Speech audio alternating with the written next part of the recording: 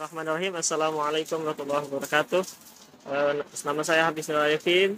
Saya akan memaparkan jurnal yang saya buat pada tugas sebelumnya, yaitu jurnal investasi saham syariah dengan menggunakan syariah online trading system. Jadi maksud jurnal ini secara umum isinya adalah dalam menjalankan kegiatan investasi yang berlandaskan syariah. Seorang investor syariah harus memiliki kemampuan dalam menganalisa peluang dan peluang laba dan rugi dari emiten. Oleh karena itu, urgensi dari jurnal ini adalah memaparkan sistem yang dipergunakan dalam transaksi efek syariah, serta mendeskripsikan berbagai hal terdapat pada kegiatan transaksi syariah. Baik, kita masuk pada poin yang pertama, yaitu bagaimana cara daftar akun akun saham. Nah, yang pertama itu adalah menyiapkan dokumen pribadi. Nah, ini persyaratan ini biasanya diajukan oleh para sekuritas. Yang pertama, menyiapkan dokumen pribadi karena ini hal penting terkait data kita. Lalu kedua, memilih sekuritas. Nah, sekuritas banyak seperti Indo Primer Sekuritas, MNC Sekuritas. Apabila kita ingin menggunakan syariah, kita cari MNC Syariah, sekuritas, masih banyak lagi. Lalu ketiga, mengisi formulir perusahaan sekuritas. Nah, jadi para sekuritas memberikan formulir. Jadi di situ nanti kita tinggal isi dan disesuaikan dengan data dokumen-dokumen pribadi. Nah, selanjutnya adalah menyetor. Apabila setelah mengisi, kita tinggal menyetor deposit awal. Jadi masa saldo awal. Nah, jadi masing-masing perusahaan sekuritas itu dia punya masing-masing peraturan. Maksudnya masing-masing peraturan di sini. Contoh, emisi sekuritas minimal harus ada saldo awal minimal 100.000. Nah, Indo Primer Sekuritas juga minimal 100.000 dan masih banyak lagi. Biasanya yang lain itu ada yang 1 juta atau 3 juta. Nah, selanjutnya adalah SOTS, Syariah Online Trading System. Nah, dalam kemajuan teknologi membantu dalam kegiatan trading system, misalnya dalam kegiatan trading berjual beli saham. Nah, termasuk saham syariah. Jadi syariah juga menggunakan sistem online, jadi trading online. Nah, dan kelebihan daripada SOTS ini antara lain adalah memudahkan para investor dan calon investor untuk mengecek daftar-daftar harga saham dan memudahkan para investor dalam mengelola akun sahamnya masing-masing. Lalu dia tidak perlu bersusah payah untuk ketemu investor lama yang menjual sahamnya. Jadi di tampilan layar aplikasinya sudah ada. Dan ini sudah disetujui oleh Majelis Ulama Indonesia.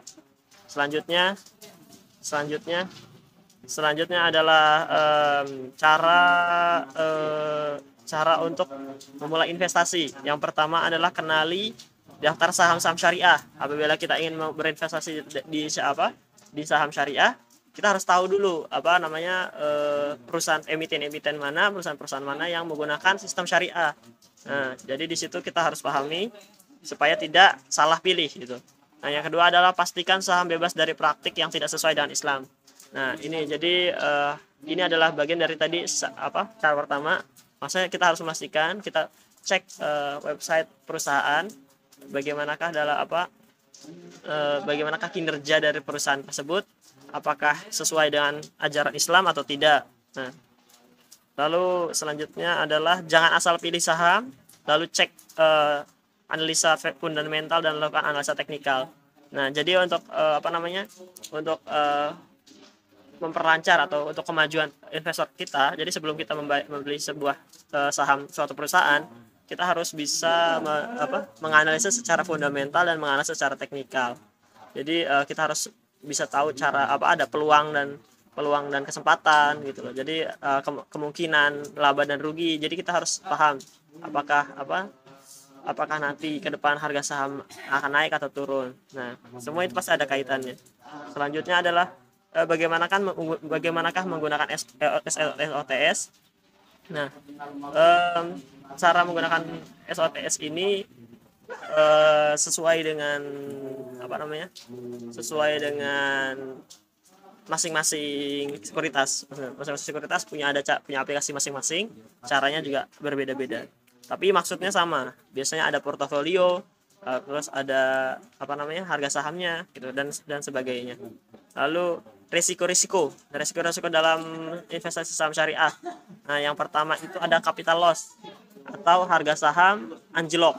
Jadi kita beli harga saham Rp1.000, terus kita jual harga malah 600. Secara otomatis kita kerugian Rp400 gitu. Nah, lanjutnya adalah risiko likuidasi. Jadi likuidasi itu adalah perusahaan itu dinyatakan bangkrut oleh bursa efek. Jadi karena mungkin kinerjanya kurang bagus, jadi collab dalam beberapa tahun yang lalu. Jadi dia dinyatakan liquid, lalu delisting dari bursa. Nah ini jadi apabila bursa selalu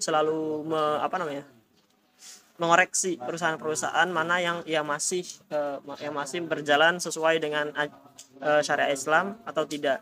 Nah, bursa efek Indonesia Syariah, bursa efek syariah itu biasanya dia fokus gitu terhadap kinerjanya. Apabila di luar ada emiten yang di luar praktik kerjanya di luar tidak sesuai dengan syariah, maka dia akan delisting atau dikeluarkan dari daftar saham syariah. Nah, ini jangan sampai kita punya saham tersebut lalu kita delisting itu bahaya.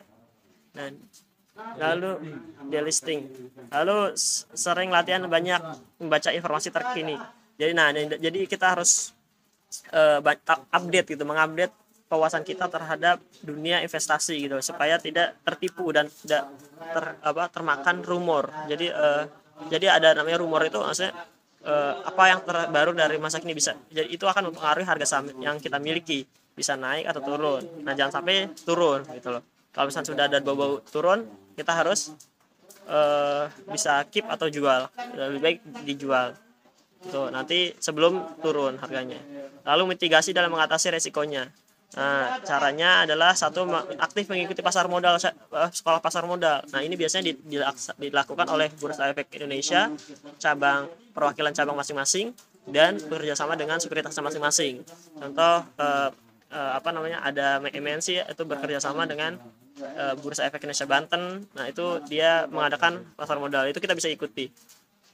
Yang kedua, mengikuti kajian analisis fundamental dan teknikal. Nah, ini biasanya banyak KSPM, lalu GI Galeri Investasi itu mengadakan kajian analisa teknikal dan fundamental. Nah, untuk menambah wawasan kita juga. Lalu seling berkonsultasi dengan sekuritas. Nah, ini terkait saham yang kita miliki, kita harus selalu berkonsultasi terkait saham kita. Lalu sering latihan dan membaca informasi terkini. Nah, dan kita seperti tadi yang saya katakan, kita harus mengupdate pengetahuan kita terkait informasi terkini, apalagi tentang saham yang kita miliki. Apakah saham yang kita miliki sedang baik-baik saja atau tidak? Apabila tidak baik-baik saja, kita harus secepatnya untuk menjual atau mengurangi saham kita di emiten tersebut. Ya, mungkin itu saja. Terima kasih. Wassalamualaikum warahmatullahi wabarakatuh.